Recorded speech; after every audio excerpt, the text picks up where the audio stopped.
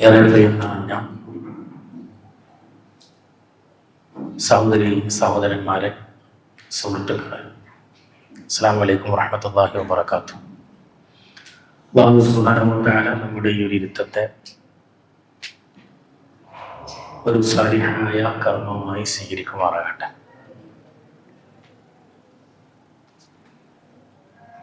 നമുക്കൊക്കെയും അറിയുന്നത് പോലെ കഴിഞ്ഞ വ്യാഴാഴ്ച ദാറുൽ അർഖമിന്റെ ക്ലാസ് ഉണ്ടായിരുന്നില്ല. കേരളത്തെ സംബന്ധിച്ചിടത്തോളം അല്ലെങ്കിൽ ഇന്ത്യയെ സംബന്ധിച്ചിടത്തോളം തന്നെ വലിയൊരു ദുരന്തം വയനാടിൽ ചൂരൽമലയിൽ മുണ്ടക്കയിൽ സംഭവിച്ചതിന്റെ പശ്ചാത്തലത്തിലാണ് ഈ ദാറുൽ അർഖമിന്റെ സംഘാടനവുമായി ബന്ധപ്പെട്ട് ഓടി നടക്കുന്നവർ അവിടെ ആയതിന്റെ പേരിലും നമ്മൾ കുറച്ചുകൂടി അവിടെയാണ് ശ്രദ്ധിക്കേണ്ടത് എന്നതുകൊണ്ടുമാണ് നമ്മൾ കഴിഞ്ഞ ക്ലാസ് മാറ്റിവെച്ചിട്ടുണ്ടായിരുന്നത്. നമ്മളൊക്കെ പ്രതീക്ഷിച്ചതിൻ്റെ അപ്പുറത്തുള്ളൊരു ദുരന്തമായിരുന്നു. വലിയൊരു യാതനയും വേദനയുമായിരുന്നു വയനാട്ടിൽ ചൂരൽമലയിൽ മുണ്ടക്കയിൽ സംഭവിച്ചത്. ഞാനന്ന് വിദേശത്തായിരുന്നു. അപ്പോൾ എയർപോർട്ടിൽ നിൽക്കുന്ന സമയത്ത് അവിടുത്തെ വൈഫൈയിൽ നമുക്ക് ഫോണ് നെറ്റ് ഉപയോഗിക്കാൻ പറ്റില്ല. അപ്പോഴാണ് ഇങ്ങനെ ഉരുൾപൊട്ടിയ വാർത്ത, 1:45 ഫ്ലൈറ്റ് ഇങ്ങനെ ഡിലേ ആയതുകൊണ്ട് വയനാട്ടിൽ ഉരുൾപൊട്ടിയിട്ടുണ്ട് എന്നുള്ളൊരു വാർത്ത കണ്ടപ്പോൾ നമ്മൾ സാധാരണ അങ്ങനെ പലപ്പോഴും കേൾക്കാറുണ്ട്. പക്ഷെ ഫ്ലൈറ്റ് ഇറങ്ങുമ്പോൾ തന്നെ ഒരുപാട് ഡിലേ ആകുന്നതും റെസ്ക്യൂ ഓപ്പറേഷന്റെ ഭാഗമായിട്ട് ഹെലികോപ്റ്ററുകൾ പറക്കുന്നതിനാൽ ഒരുപാട് ഡിലേ ആവും എന്നൊക്കെ പറഞ്ഞ് ഇറങ്ങിയപ്പോഴാണ് ഇതിന്റെ ഒരു ഭീകരത, അതിന് ദിവസം മുന്നോട്ട് പോകുന്തോറും അതിന്റെ ഭീകരത ഇങ്ങനെ കൂടിക്കൂടി വരുന്നതായിട്ട് നമ്മളൊക്കെ അനുഭവിച്ചു. നമുക്കൊന്നും ചിന്തിക്കാൻ പറ്റാത്ത വലിയ പരീക്ഷണം, വലിയൊരു ദുരന്തം, മഹാദുരന്തം, ഭയാനകമായ ദുരന്തം. അതിൽ ജീവിതം തിരിച്ചു കിട്ടിയവർ, ജീവൻ തിരിച്ചു കിട്ടിയവർ, എന്നാൽ ജീവിതം നഷ്ടപ്പെട്ടു പോയവർ, അവരിങ്ങനെ അവരുടെ അനുഭവങ്ങൾ പറയുന്നുണ്ട്. നമ്മളതൊക്കെ ഇങ്ങനെ ഇപ്പോൾ സോഷ്യൽ മീഡിയയിലൂടെയും അല്ലാതെയൊക്കെ ഇങ്ങനെ കേട്ടുകൊണ്ടിരിക്കാൻ നമ്മളിൽ ഒരുപാട് ചിന്തകൾ ഉണർത്തുന്ന, നമ്മളിൽ ഒരുപാട് പുനരാലോചനകൾ ഉണ്ടാക്കുന്ന,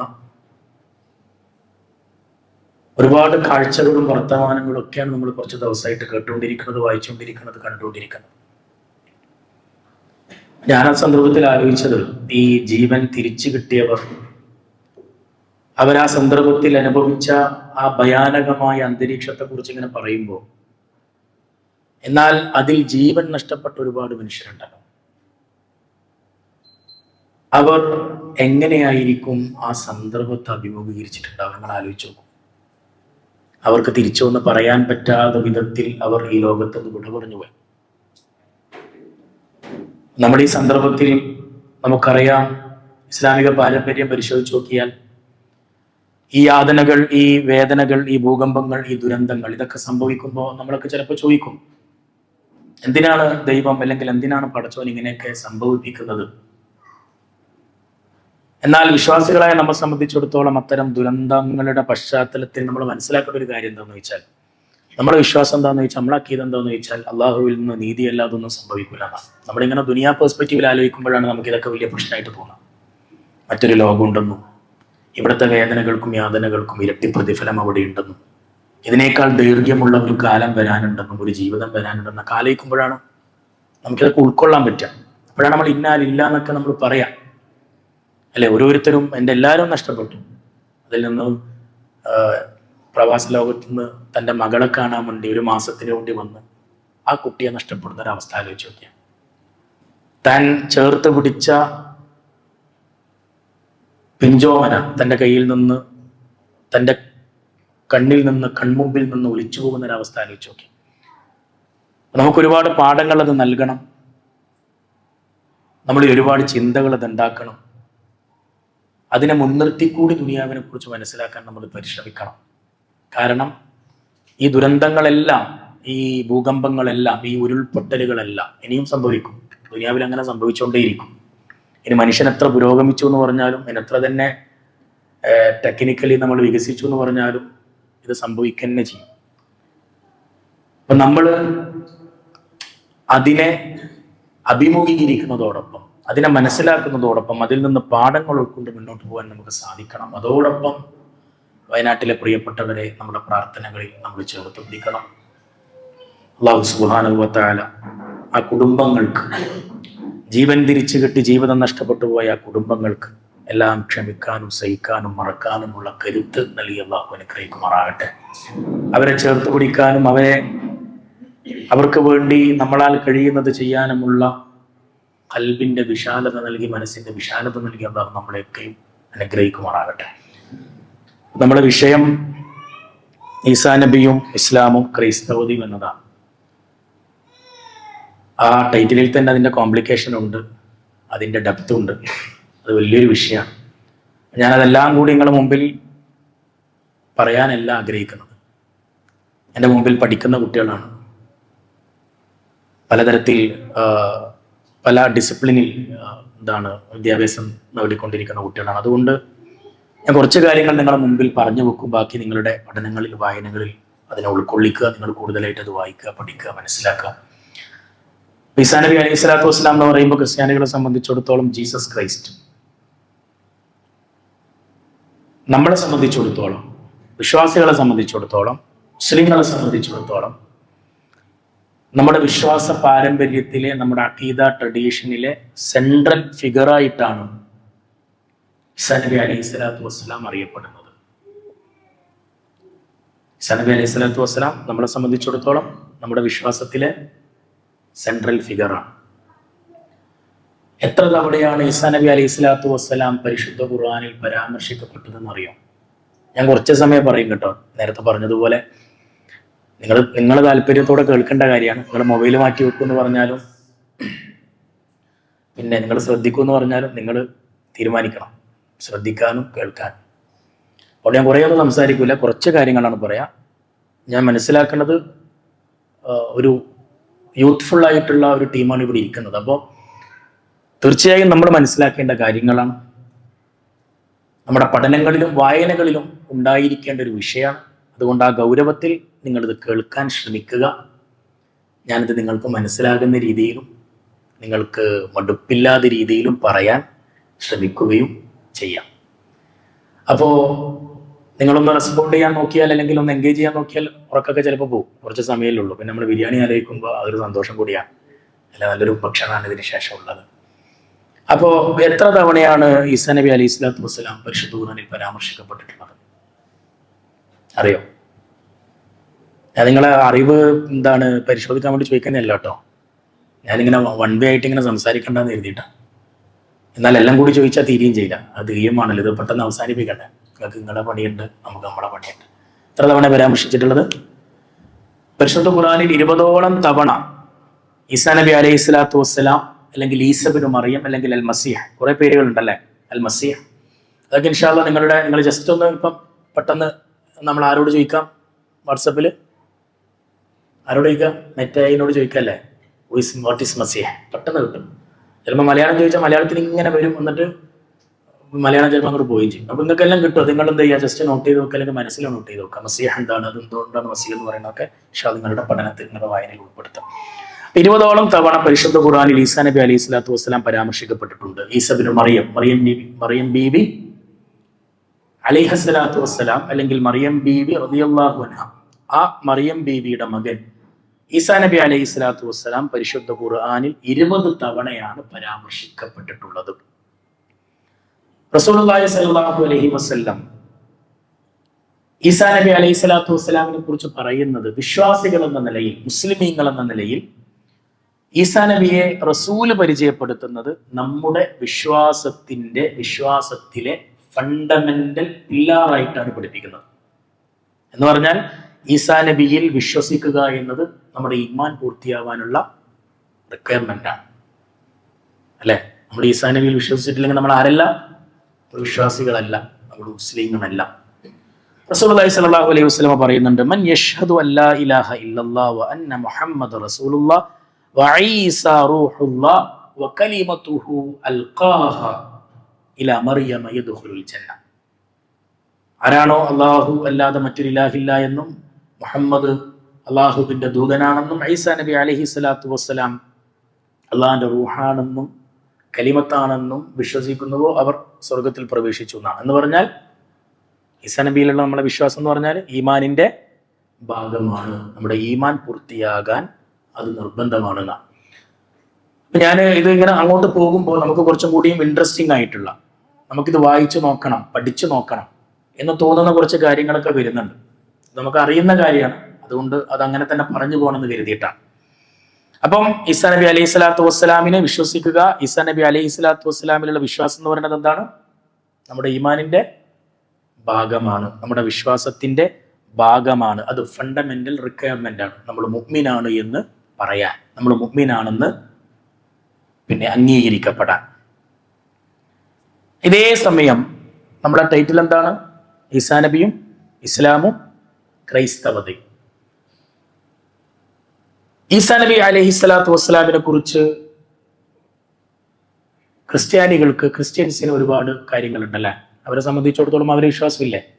വിശ്വാസികൾക്കും മുസ്ലിങ്ങൾക്കും ഉണ്ട്. എന്നാൽ ആ വിഷയത്തിൽ മുസ്ലിങ്ങൾക്കും ക്രിസ്ത്യാനികൾക്കും ഇടയിൽ പിന്നെ ഒരേപോലെയുള്ള സിമിലർ ആയിട്ടുള്ള കുറേ കാര്യങ്ങളുണ്ട്. രണ്ടുപേരും ഒരേപോലെ വിശ്വസിക്കുന്ന കുറേ കാര്യങ്ങളുണ്ട്, വ്യത്യസ്തമുള്ള കുറേ കാര്യങ്ങളുണ്ട്. കുറേ സിമിലാരിറ്റീസും ഉണ്ട്, കുറേ ഡിഫറൻസും ഉണ്ട് ഈസാ നബിയുടെ കാര്യത്തിൽ. അത് നമ്മൾ തുടർന്ന് പറയുമ്പോൾ നിങ്ങൾക്കത് മനസ്സിലാക്കാൻ സാധിക്കും. ഇൻഷാ അല്ലാഹ് ഞാൻ അതിലൂടെ ചില കാര്യങ്ങൾ പറഞ്ഞ് ഈ ക്ലാസ് അവസാനിപ്പിക്കാനാണ് ഇൻഷാ അല്ലാഹ് ഉദ്ദേശിക്കുന്നത്. ഞാൻ നേരത്തെ പറഞ്ഞതുപോലെ ഇത് നമ്മൾ അറിയൽ അനിവാര്യമാണ്. കാരണം അത് നമ്മുടെ വിശ്വാസത്തിന്റെ ഭാഗമാണ്, നമ്മുടെ ഈമാനിന്റെ ഭാഗമാണ്. എന്തിനാണ് ഈസാ നബി അലൈഹി സ്വലാത്തു വസ്സലാമിനെ കുറിച്ച് നമ്മൾ പഠിക്കുന്നതെന്ന് ചോദിക്കുമ്പോൾ അത് നമ്മുടെ ഈമാനിന്റെ ഭാഗമാണെന്നാണ് അതിൻ്റെ ഏറ്റവും സിമ്പിൾ ആയിട്ടുള്ള ആൻസർ, മറുപടി. അത് നമ്മുടെ ഈമാൻ പൂർത്തിയാകാനുള്ള ഭാഗമാണ്. കാരണം നമ്മൾ ഉറച്ചു വിശ്വസിക്കുന്ന മറ്റൊരു കാര്യം എന്താണെന്ന് ചോദിച്ചാൽ, ഉമ്മു ഈസ ബിനു മറിയം ബീവി റളിയല്ലാഹു അൻഹ ഏറെ പരിശുദ്ധമാക്കപ്പെട്ട മഹദിയാണെന്നാണ് നമ്മൾ വിശ്വസിക്കുന്നത്. അത് വിശ്വസിക്കേണ്ടത് അല്ലേ? അങ്ങനെ തന്നെയല്ലേ?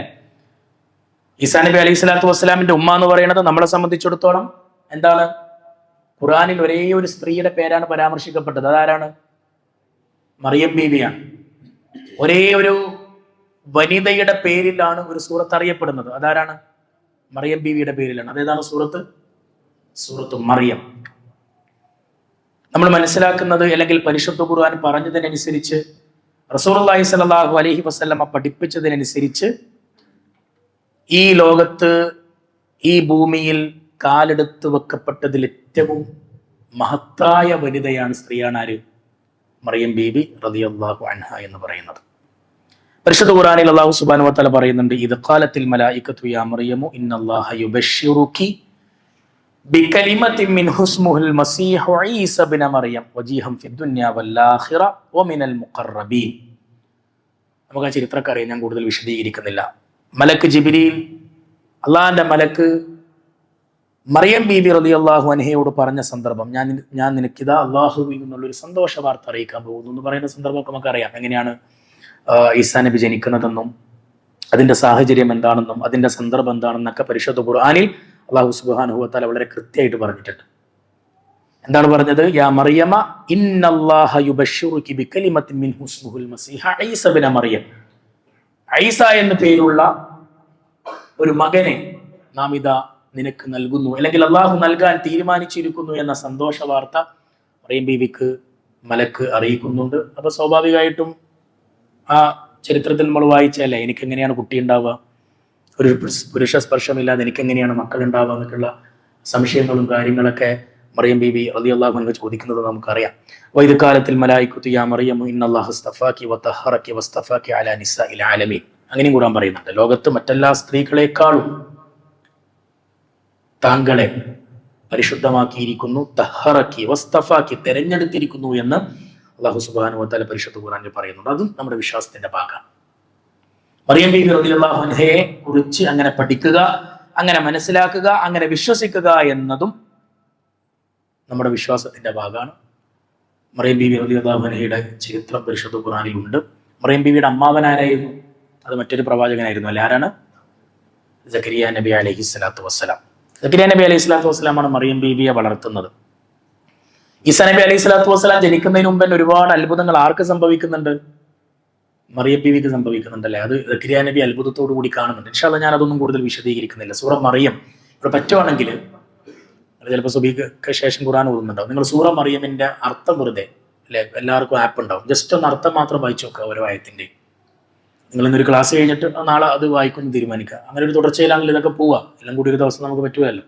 നാളെ സുബഹിക്കോ അല്ലെങ്കിൽ നാളെ മഗ്‌രിബിനോ അല്ലെങ്കിൽ ഇന്ന് രാത്രി ഉറങ്ങുന്നതിന് മുമ്പോ സൂറത്ത് മറിയം കുറച്ച് പേജേ ഉള്ളൂ, 5-6 പേജേ ഉള്ളൂ.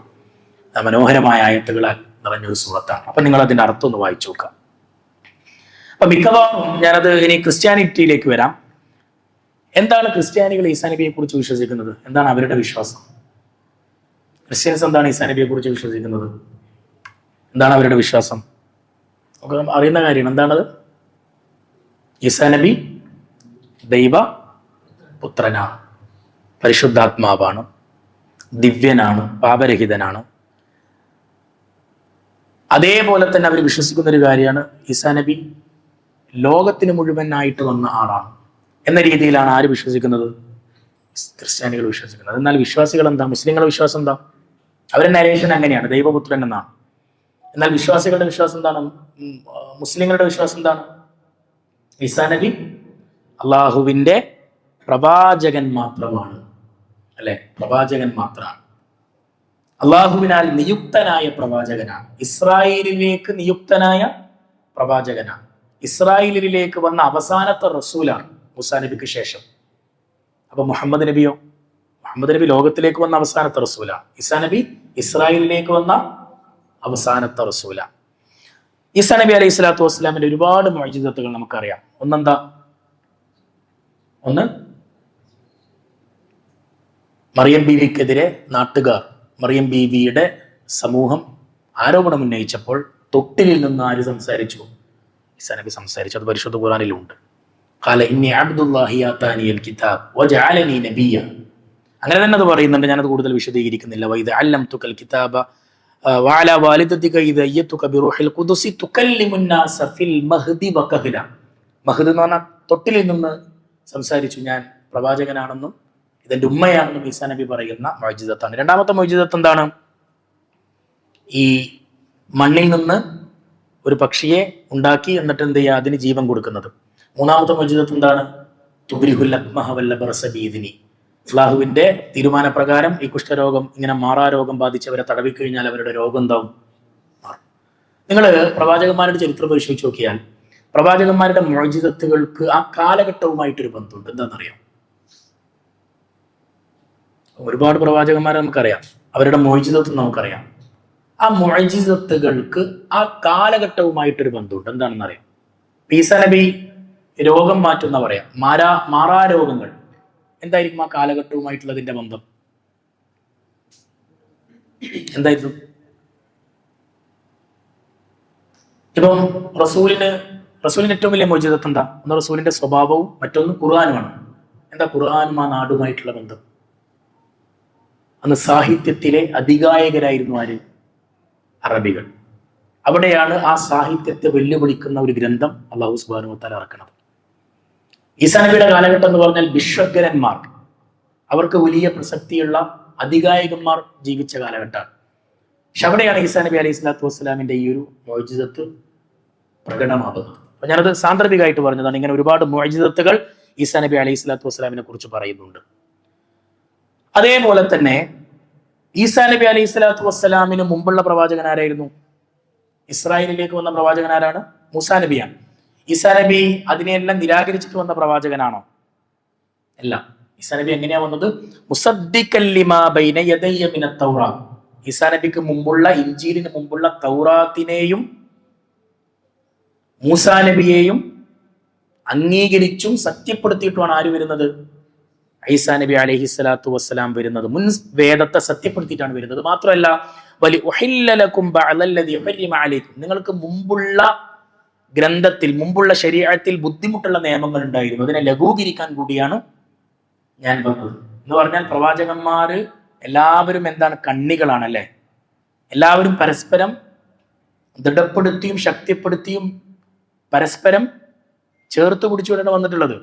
മുമ്പ് കഴിഞ്ഞു പോയ പ്രവാചകന്മാർക്ക് പകരാണ് ഞാൻ വന്നത്, അവരെന്തിനും വിശ്വസിക്കാൻ പാടില്ല, അവരെയൊക്കെ മാറ്റി നിർത്താന്ന് ഒരു പ്രവാചകനും പറഞ്ഞിട്ടില്ല. അല്ലെ, എല്ലാം ഒന്നാണല്ലോ, എല്ലാം ഒന്നിൽ നിന്നാണ്.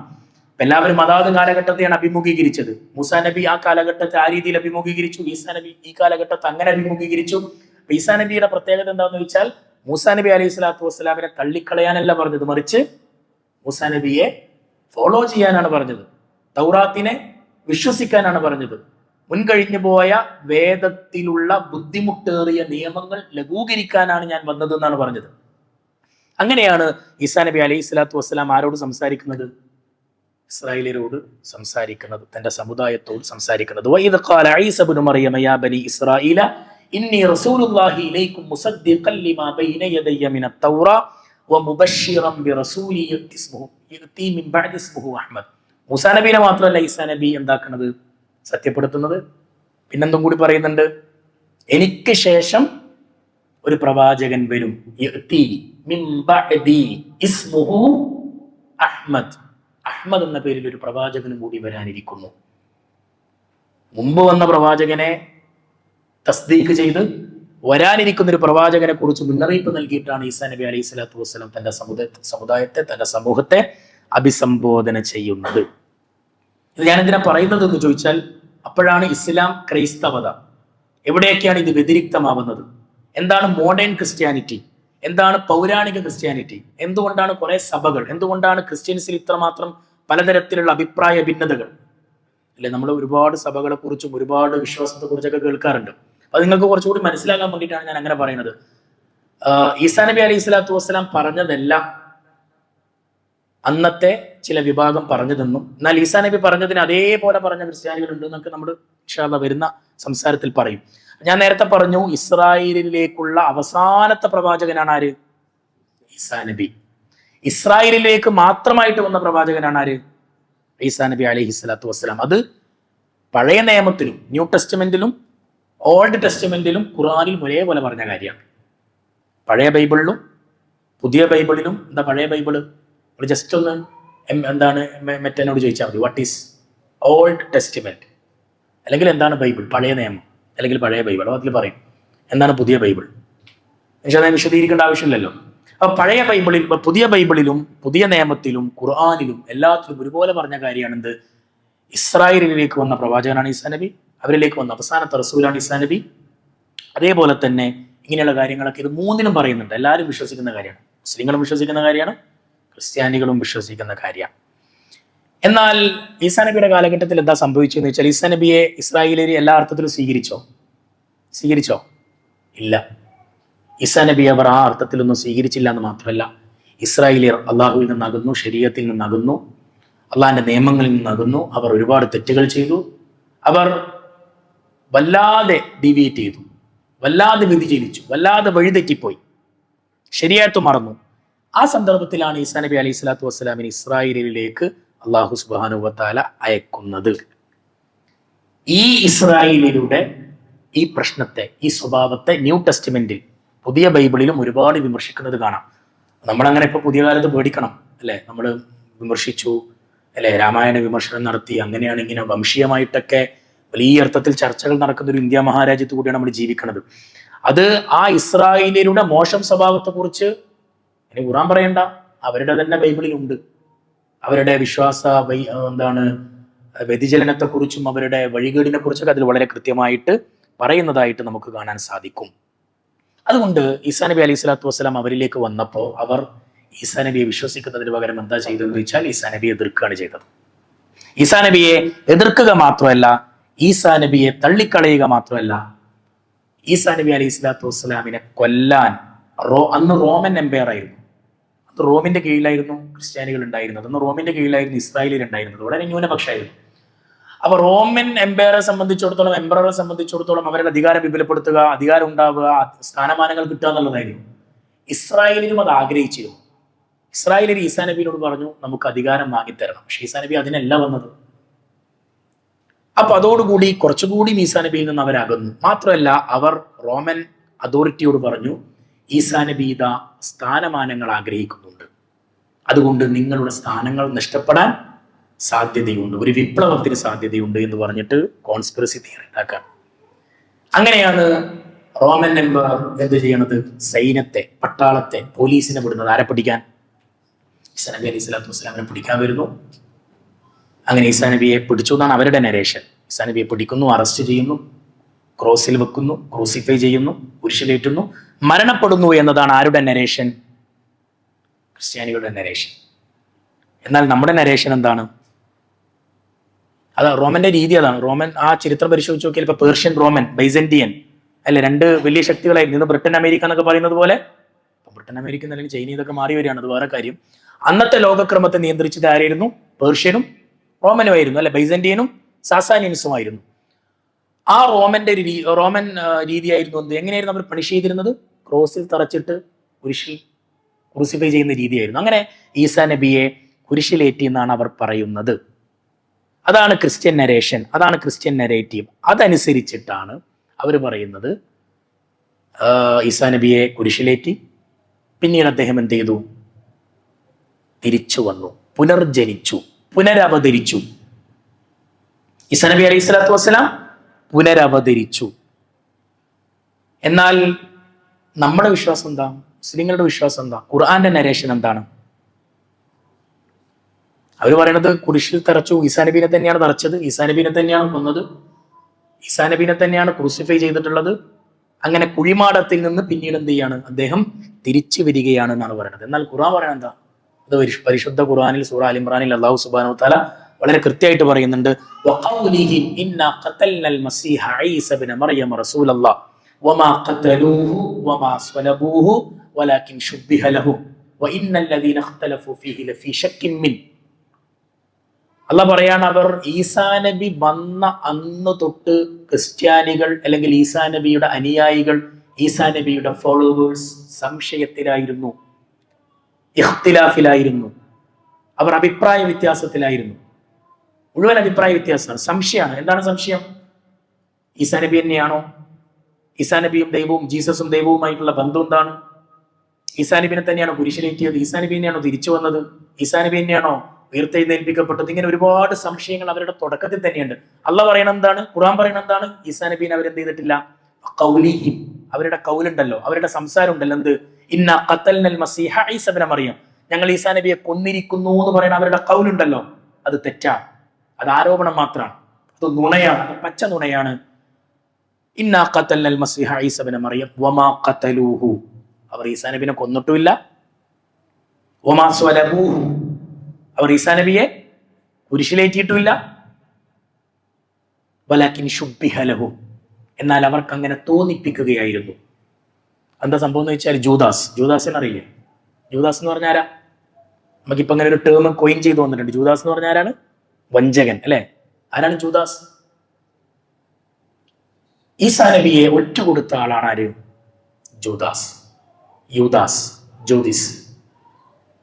അതാ നമ്മൾ പലപ്പോഴും കേൾക്കാറുണ്ട്, പലയിടത്തും നമ്മൾ കേട്ട ഒരു വേർഡാണത്, പേരാണ്. അള്ളാഹ് നമ്മളെ ഉലമാക്കളും പണ്ഡിതന്മാരും, അത് തിയോളജി അല്ല കേട്ടോ, നമ്മളെ പണ്ഡിതന്മാർ എന്താ പറയുന്നതെന്ന് വെച്ചാൽ, ജൂദാസ് ഈസാ നബിയെ ചതിച്ചു, വഞ്ചിച്ചു. ആ ജൂദാസിന് ഈസാ നബിയുടെ സാമ്യം അള്ളാഹു കൊടുത്തു. ഈസാ നബിയാണെന്ന് കരുതി റോമൻ സൈന്യം, റോമൻ പോലീസ് അറസ്റ്റ് ചെയ്തതും ക്രോസിൽ തറച്ചതും കുരിശിൽ തറച്ചു കൊന്നതും ആരെയാണ്? ജൂദാസിനെയാണെന്നാണ് നമ്മുടെ വിശ്വാസം, മുസ്ലിങ്ങളുടെ വിശ്വാസം. നമ്മുടെ ഉലമാക്കൾ, നമ്മുടെ സ്കോളേഴ്സ്, നമ്മുടെ പണ്ഡിതന്മാർ പറയുന്നത് അതാണ്. എന്നിട്ടാണ് ഈസാ നബി തിരിച്ചു വരുന്നത്, അല്ലാണ്ട് തിരിച്ചു വരാൻ പറ്റൂലല്ലോ. അപ്പോഴാണ് അവർ പറഞ്ഞത് എന്ത്? ഇതെന്താണ്? അദ്ദേഹം കുഴിമാടത്തുനിന്നാണ് തിരിച്ചു വന്നത്. അല്ലാഹ് എന്താ പറഞ്ഞത്? ബൽ റഫഅഹു അല്ലാഹു ഇലൈഹി.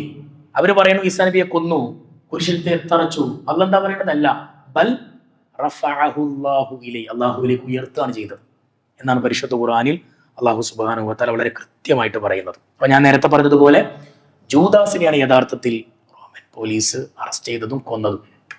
കാരണം ജൂദാസ് അത് അർഹിച്ചില്ല. ജൂദാസ് ഈസാ നബി അലൈഹി സ്വലാത്തു വസ്സലാമിനെ എന്ത് ചെയ്തു? വഞ്ചിച്ചു. വലിയ വഞ്ചനയാണ് ചെയ്തത്. അതുകൊണ്ട് അല്ലാഹു സുബ്ഹാനഹു വ തആലയുടെ പണിഷ്മെന്റ് ആയിട്ട് അദ്ദേഹത്തിന് അത് ലഭിച്ചു എന്നാണ് മഹാന്മാരായ പണ്ഡിതന്മാരും സ്കോളേഴ്സൊക്കെ അതിനെ പറയുന്നത്. എന്നാൽ ക്രിസ്ത്യാനികളെ സംബന്ധിച്ചിടത്തോളം അത് പുനരവതാരാണ്, കുഴിമാടത്ത് നിന്നുള്ള തിരിച്ചുവരവാണ്. ഈസാ നബി അലൈഹി സ്വലാത്തു വസ്സലാം തിരിച്ചു വന്നിട്ട് ജെയിംസ് ആൻഡ് പീറ്റർ, അവരുടെ ശിഷ്യൻ, ഈസാ നബിയുടെ 2 ശിഷ്യന്മാരോട് കാര്യം പറയുന്നുണ്ട്. അപ്പൊ അവർ വിശ്വസിക്കുന്നില്ല. ജെയിംസിനോടും പീറ്ററിനോടും കാര്യങ്ങൾ പറയുന്നുണ്ട്, ഞാൻ കൊല്ലപ്പെട്ടിട്ടില്ല, നിങ്ങൾ മറ്റാരെയാണോ കൊന്നത്, പക്ഷെ അവർ വിശ്വസിക്കുന്നില്ല. ആ സന്ദർഭത്തിൽ ഈസാ നബി അവരോട് ഭക്ഷണം ചോദിക്കുന്നുണ്ട്. ഭക്ഷണം ചോദിച്ച സന്ദർഭത്തിൽ പിന്നെ ഈസാ നബിക്ക് എന്ത് കൊടുക്കുന്നുണ്ട്? തേനും മീനും ബ്രെഡും ഒക്കെ കൊടുക്കുന്നുണ്ട്. അത് അദ്ദേഹം കഴിക്കുന്നുണ്ട്. എന്തിനാണ് കഴിച്ചതെന്നറിയോ? ഭക്ഷണം എന്തിനാണ് ആ ഭക്ഷണം കഴിച്ചത്? ഈസാ നബി വിഷമിട്ടായിരിക്കുമോ? അല്ല, ഞാൻ മജ്ജയും മാംസവുമുള്ള മനുഷ്യനാണ് എന്ന് തെളിയിക്കാനായിരുന്നു. ഞാൻ മനുഷ്യനാണ്, ഞാനൊരു ഹോളി സ്പിരിറ്റ് അല്ല. അവർ വിശ്വസിച്ചെന്താണ്? ഹോളി സ്പിരിറ്റ് എന്നാണ്. ഇത് ആത്മാവാണ്, പരിശുദ്ധാത്മാവ്. ഞാൻ അതല്ല, ഞാൻ സാധാ മനുഷ്യനാണ്, ഞാൻ പ്രവാചകനാണെന്ന് ഇവരോട്, ജെയിംസിനോടും പീറ്ററിനോടും പറഞ്ഞിട്ട് അവർ വിശ്വസിക്കുന്നില്ല എന്ന് മാത്രമല്ല, അതിന് തള്ളിക്കളയാണ്. അപ്പൊ അത് തെളിയിക്കാൻ വേണ്ടിയിട്ടാണ് ഈസാ നബി അലൈഹി സ്വലാത്തു വസ്സലാം എന്ത് ചെയ്യുന്നത്? ആ ഭക്ഷണം കഴിക്കുന്നത്. പക്ഷേ അവരത് അംഗീകരിക്കുന്നില്ല. എന്നിട്ട് അവരുടെ തന്നെ പുതിയ ബൈബിളിൽ പറയുന്നുണ്ട്, ഈസാ നബി പറയാണ്, ഞാൻ ഇതാ എൻ്റെ മിഷൻ ഈസ് ഓവർ, എൻ്റെ ജോലി തീർന്നു, ഞാൻ പോവാണ്. അള്ളാന്റെ ഖദർ അതാണ്, ഞാൻ തിരിച്ചു പോവാണ്. ഞാൻ പ്രബോധനം ചെയ്ത കാര്യങ്ങൾ ഇവിടെ പ്രബോധനം ചെയ്യണം, ജനങ്ങളെ പഠിപ്പിക്കണം, നിങ്ങളുടെ ബാധ്യതയാണെന്ന് പറഞ്ഞിട്ട് അവിടെയും ഈസാ നബി പറയണത് മൂസാ നബി അംഗീകരിക്കണം, പിന്നെ തൗറാത്തിനെ അംഗീകരിക്കണം, അതിലെ നിയമങ്ങൾ അംഗീകരിക്കണം, തള്ളിക്കളയാൻ പാടില്ല, അള്ളാഹുവിൽ വിശ്വാസം ഉണ്ടാകണം, അള്ളാഹിനെ തള്ളിക്കളയാൻ പാടില്ല, അള്ളാഹിന്റെ നിയമങ്ങൾ പാലിക്കണം എന്നൊക്കെയാണ് ഇവരോടും പറയുന്നത്, അവരോട് പ്രബോധനം ചെയ്യാൻ പറയുന്നത്. പക്ഷേ എന്താ സംഭവിച്ചത്? അവരതിനെ നേരെ ഉൾട്ടയിലാണ് പ്രവർത്തിച്ചത്. അപ്പൊ ക്രിസ്ത്യൻസ് ഞാൻ നേരത്തെ പറഞ്ഞതുപോലെ അതിനെ വ്യാഖ്യാനിക്കുന്നത് ഈ ബൽ റഫഅു ഈസാ നബി തിരിച്ചു വന്നു എന്ന് പറഞ്ഞല്ലോ. വിശ്വാസികൾ പറയണത് എന്താണ്? മുസ്ലിങ്ങൾ പറയണത് ഈസാ നബി തന്നെയാണ് തിരിച്ചു വന്നത്, അല്ലെങ്കിൽ ഈസാ നബിയെ അള്ളാഹു ഉയർത്തി. പക്ഷേ ക്രിസ്ത്യാനികൾ പറയണത് ഈസാ നബി അന്ത്യനാൾ വരെ നിലനിൽക്കുന്ന ഹോളി സ്പിരിറ്റ് ആണെന്നാണ്. മരിച്ചു, തിരിച്ചു വന്നു, ഇനി അവസാന കാലം വരെ ഈസാ നബി ഉണ്ടാവും, ഹോളി സ്പിരിറ്റ് ആയിട്ട് നമ്മുടെ കൂടെ ഉണ്ടാകുമെന്നാണ് ക്രിസ്ത്യാനികൾ അതിനെ വ്യാഖ്യാനിക്കുന്നത്. എന്നാൽ ഖുർആന്റെ വ്യാഖ്യാനവും അല്ലെങ്കിൽ മുസ്ലിങ്ങളുടെ വ്യാഖ്യാനവും അങ്ങനെയല്ല. പരിശുദ്ധ ഖുർആൻ പറയണത് ഈസാ നബി അല്ല അവസാനത്തെ പ്രവാചകൻ. അവസാനത്തെ പ്രവാചകൻ ആരാണ്? മുഹമ്മദാണ്. അത് ഈസാ നബിയും പറഞ്ഞിട്ടുണ്ട്, അവരുടെ ബൈബിളിലും ഉണ്ട്, അല്ലെ? അതാണല്ലോ ബർക്കത്ത് ബിൻ നൗഫലൊക്കെ റസൂലിനെ കുറിച്ച് പറയണ ഖദീജനോട്, അല്ലെ? ഹിറാ ഗുഹയിൽ ഇങ്ങനെ ധ്യാന നിമഗ്നനായി പരിശുദ്ധ ഖുർആൻ ഇറങ്ങിയ സന്ദർഭത്തിൽ പേടിച്ച് കുറച്ച് പോയപ്പോ ബർക്കത്ത് ബിൻ നൗഫലാണ്, അന്നത്തെ പുരോഹിതനാണ്, കാര്യങ്ങൾ പറയണത്.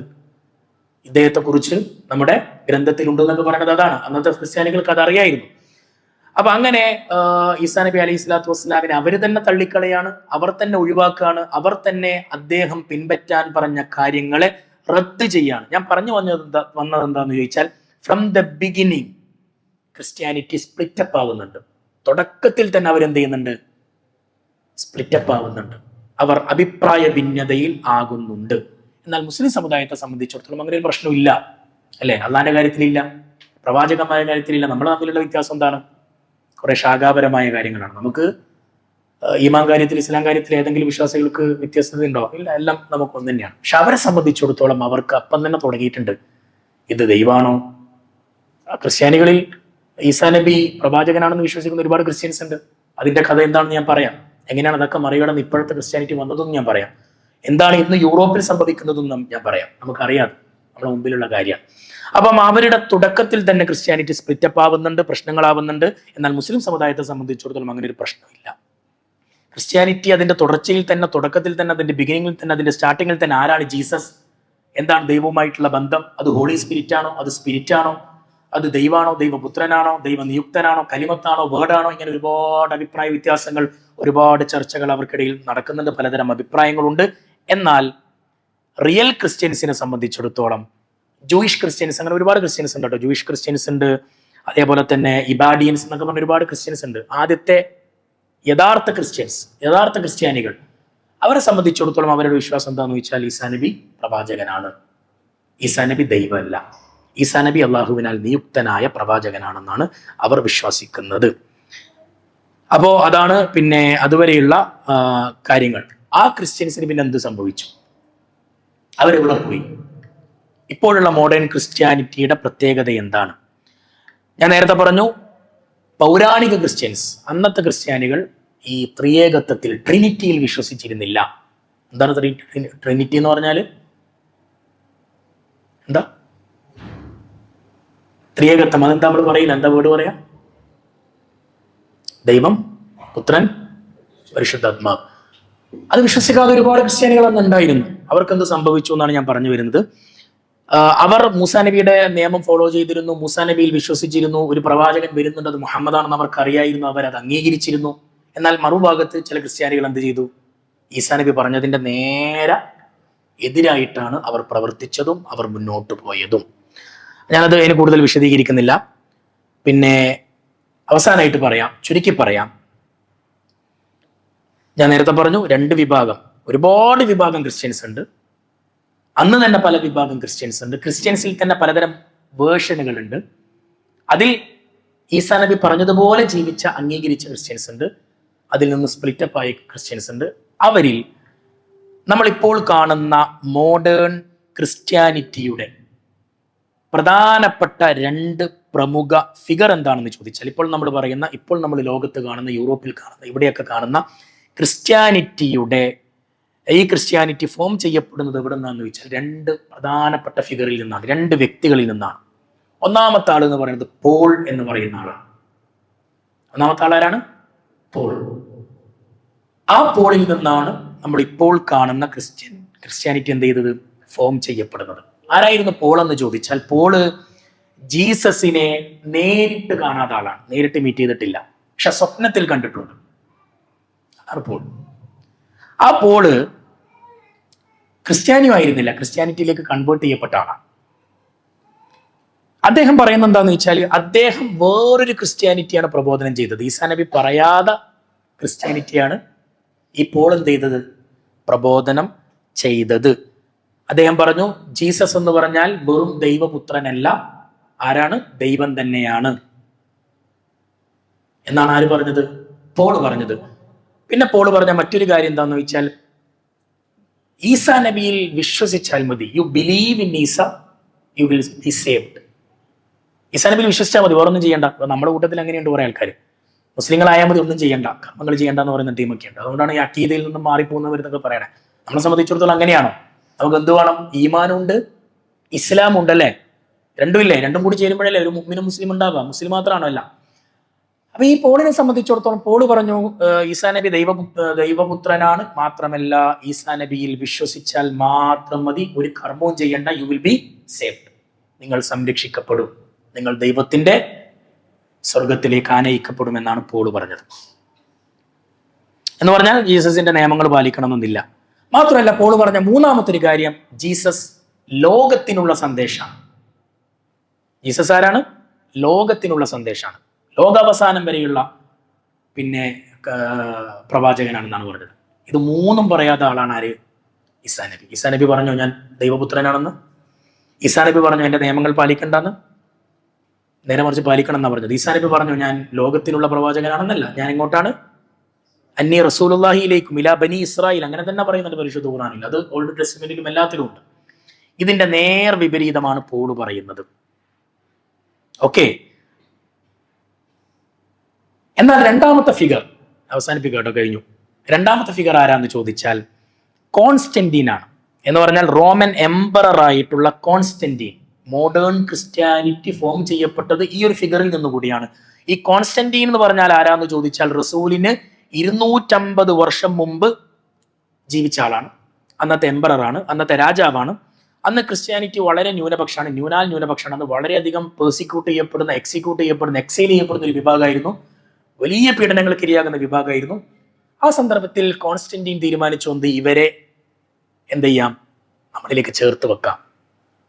അപ്പൊ അദ്ദേഹം ആലോചിച്ചു, അവരെ ചേർത്ത് വെക്കണമെങ്കിൽ എന്താകണം? അയാൾ ക്രിസ്ത്യാനിയാവണം. പക്ഷെ അദ്ദേഹത്തിന്റെ വിശ്വാസം എന്താണെന്ന് വെച്ചാൽ, റോമൻകാരുടെ വിശ്വാസം എന്താണെന്ന് വെച്ചാൽ പേഗനിസാണ്, എന്ന് പറഞ്ഞാൽ ബിംബാരാധനാണ്. അപ്പൊ ആ ബിംബാരാധനയിലും ക്രിസ്ത്യാനിറ്റിയിലും സിമിലർ ആയിട്ടുള്ള ഒരു കാര്യമാണ് എന്ത്? ഈ ത്രിയേകത്വം, ട്രിനിറ്റി. അപ്പൊ 3 ദൈവത്തിലുള്ള വിശ്വാസം എന്ന് പറയുന്ന ഒന്നിലേക്ക് അങ്ങനെ ഒരു ക്രിസ്ത്യാനിറ്റി അദ്ദേഹം ഉണ്ടാക്കി. അത് ക്രിസ്ത്യാനികൾക്കും അംഗീകരിക്കാൻ പറ്റും, കാരണം ത്രിയേകത്വം ഉണ്ടല്ലോ, ട്രിനിറ്റി ഉണ്ടല്ലോ. അങ്ങനെ അദ്ദേഹം റോമൻ എംപറർ ആയിട്ടുള്ള കോൺസ്റ്റന്റീൻ റോമിന്റെ ഔദ്യോഗിക മതമായിട്ട് ഈ ക്രിസ്ത്യാനിറ്റി എന്ത് ചെയ്തു? സ്ഥാപിച്ചു. അവരെല്ലാവരും എന്ത് ചെയ്തു? ഇതിലേക്ക് കൺവേർട്ട് ചെയ്തു. ഇയാളും എന്ത് ചെയ്തു? ഈ ക്രിസ്ത്യാനിറ്റിയിലേക്ക് കൺവേർട്ട് ചെയ്തു. അപ്പം അങ്ങനെയാണ് അവിടെ റോമില് പ്രധാനപ്പെട്ട ആ ഒരു ക്രിസ്ത്യാനിറ്റി വരുന്നത് പിതാവ്, പുത്രൻ, പരിശുദ്ധാത്മാവ്. അതിനെ ഒരു ഒഫീഷ്യൽ വേർഷനായിട്ട്, ഒഫീഷ്യൽ ക്രിസ്ത്യാനിറ്റി ആയിട്ട് അദ്ദേഹം പ്രഖ്യാപിക്കുകയാണ് ചെയ്തത്. അവിടെ എന്താ സംഭവിച്ചതെന്ന് വെച്ചാൽ, ആരാണോ ആ ക്രിസ്ത്യാനിറ്റി എതിർക്കുന്നത് അവരെയൊക്കെ എന്ത് ചെയ്തു? പെർസിക്യൂട്ട് ചെയ്യാൻ തുടങ്ങി, പീഡിപ്പിക്കാൻ തുടങ്ങി. ആരാണോ അതിനെ എതിർക്കുന്നത് അവരെയൊക്കെ ബാൻ ചെയ്യാൻ തുടങ്ങി. ആരാണോ അതിനൊക്കെ എതിർക്കുന്നത് അവരെയൊക്കെ എക്സൈൽ ചെയ്യാൻ തുടങ്ങി, നാട് കടത്താൻ തുടങ്ങി. അങ്ങനെയാണ് ബാക്കിയുള്ള വേർഷൻസ് ഒക്കെ ഇല്ലാണ്ടായി പോയത്. ഞാൻ നേരത്തെ പറഞ്ഞ സത്യസന്ധരായ, കമ്മിറ്റ്മെന്റ് ഉള്ള, അള്ളാന്റെ ദീനിനോട് കമ്മിറ്റ്മെന്റ് ഉള്ള, എല്ലാ വേദങ്ങളെയും അംഗീകരിച്ചിരുന്ന നല്ല ക്രിസ്ത്യൻസ് ഉണ്ടായിരുന്നു. അവരെല്ലാം ഇവരെന്ത് ചെയ്തു? ഇല്ലാതാക്കി, പെർസിക്യൂട്ട് ചെയ്തു, എക്സൈൽ ചെയ്തു, നാട് കടത്തി, എല്ലാവരെയും ബാൻ ചെയ്തു. ഇങ്ങനെ ഈ ക്രിസ്ത്യാനിറ്റി എന്തായി? അവിടെ ഡൊമിനന്റ് ആയി. ഏതുവരെ എന്ന് ചോദിച്ചാൽ റസൂലുള്ളാഹി സ്വല്ലല്ലാഹു അലൈഹി വസല്ലം വരുന്നത് വരെ. അള്ളാഹുവിന്റെ റസൂൽ വന്നിട്ടാണ് പിന്നെ പറയുന്നത്, ഈസാ നബി പ്രവാചകൻ മാത്രമാണ്, ഈസാ നബി അള്ളാഹിന്റെ റസൂലാണ്, ഈസാ നബി ഇസ്രായേലിലേക്ക് വന്നതാണ് എന്ന് ആരാണ് പിന്നെ പറയുന്നത്? റസൂലുള്ളാഹി സ്വല്ലല്ലാഹു അലൈഹി വസല്ലം മാത്രമാണ്. അപ്പൊ നമ്മളെ സംബന്ധിച്ചിടത്തോളം തിയോളജിക്കലി മാത്രമാണ് നമുക്ക് ആരോട് വ്യത്യാസമുള്ളത്, അഭിപ്രായ വ്യത്യാസമുള്ളത്? ക്രിസ്ത്യൻസിനോടുള്ളത് അല്ലേ? തിയോളജിക്കലിയാണ്, അത് നമുക്ക് പറ്റും ചെയ്യും. എന്നാൽ നമ്മൾ അവരോട് പറയുന്നതും നമ്മളോട് പറയുന്നതും എന്താന്ന് വെച്ചാൽ, യഥാർത്ഥത്തിൽ മുസ്ലിങ്ങളാണ് ഈസാ നബിയുടെ യഥാർത്ഥ അനുയായികൾ. നമ്മൾ സൽമാൻ ഫാരിസിനെ കുറിച്ച് പറഞ്ഞില്ലേ? സൽമാൻ ഫാരിസിയുടെ കാലത്ത് നല്ല ക്രിസ്ത്യൻസ് ഉണ്ടായിരുന്നു, കുറച്ച് പേര് അവിടെ ഇവിടെ കേട്ടുണ്ടായിരുന്നു, മക്കയിലൊക്കെ ഉണ്ടായിരുന്നു. അവരാണ് റസൂലിനെ ആദ്യം അംഗീകരിച്ചത്. ആദ്യം മക്കയിലുള്ള കുറച്ച് പേരും മദീനയിലുള്ള കുറച്ച് പേരും റസൂലിനെ അംഗീകരിക്കുന്നുണ്ടല്ലോ, അത് ക്രിസ്ത്യൻസ് ആയിരുന്നു. അതാരായിരുന്നു? ഞാൻ നേരത്തെ പറഞ്ഞ ആ ജൂയിഷ് ക്രിസ്ത്യാനികൾ എന്ന് പറഞ്ഞാൽ ഈസാ നബി അതേപോലെ അംഗീകരിച്ചവർ. പക്ഷെ ഇതിൽ കുറെ രാഷ്ട്രീയമൊക്കെ ഉണ്ടോട്ടെ. ഇത് വലിയൊരു ചരിത്രമാണ്. റസൂലിന്റെ മുമ്പ്, മക്കൾക്ക് മുമ്പ് ഞാൻ നേരത്തെ പറഞ്ഞ പേർഷ്യൻ ചരിത്രം, റോമൻ ചരിത്രം, Roman empire, Persian empire, Byzantine ചരിത്രം, ഇങ്ങനെ കുറേ ഉണ്ട്. ഇതിലെല്ലാം മതം വളരെ ഇമ്പോർട്ടന്റ് ആണ്. ഇന്നിപ്പം നിങ്ങൾ ആലോചിച്ച് നോക്കൂ, ഇന്ത്യ മഹാരാജ്യത്ത് എന്തുകൊണ്ടാണ് സംഘപരിവാർ ഹിന്ദുത്വം എന്ന് പറയുന്ന ആശയത്തെ മുറുകെ പിടിക്കണത്? എന്തിനാ? അവർ നല്ല ദീനിയായ മനുഷ്യരായോണ്ടാണോ? അല്ല, അവർക്ക് അതുകൊണ്ട് എന്തുണ്ടാക്കണം? വോട്ട് ബാങ്ക് ഉണ്ടാക്കണം, അതുകൊണ്ട് ഒരു വിഭാഗത്തെ അപരരാക്കണം, അതുകൊണ്ട് ഒരു വിഭാഗത്തെ മാറ്റി നിർത്തണം, അതിലൂടെ അവർക്ക് ദൈവ പരിവേഷം കിട്ടണം. ഈ റോമൻ എംപയറെ സംബന്ധിച്ചിടത്തോളം അവരുടെ മതമാണ്, ഈ രാജ്യത്തിന്റെ ഒഫീഷ്യൽ മതം ഇതാണ്, ഞങ്ങൾ ആ മതത്തെ നിലനിർത്താനാണ് ഈ ഭരണകൂടത്തെ മുന്നോട്ട് കൊണ്ടുപോകുന്നു പറയുമ്പോൾ ജനങ്ങൾ എന്ത് ചെയ്യും? കൈകൂപ്പി അംഗീകരിക്കും അല്ലേ? ആരും തള്ളാൻ പാടില്ല. കാരണം ദൈവത്തിന്റെ പണിയാണ് ഇവർ ചെയ്യണത്. ഡിവൈൻ പദവി കിട്ടും. അതാണ് ഇന്നത്തെ രാജ്യത്ത് ചെയ്യുന്നത്. അന്നും അത് ചെയ്തിരുന്നു. അതാണ് ആ ചരിത്രം.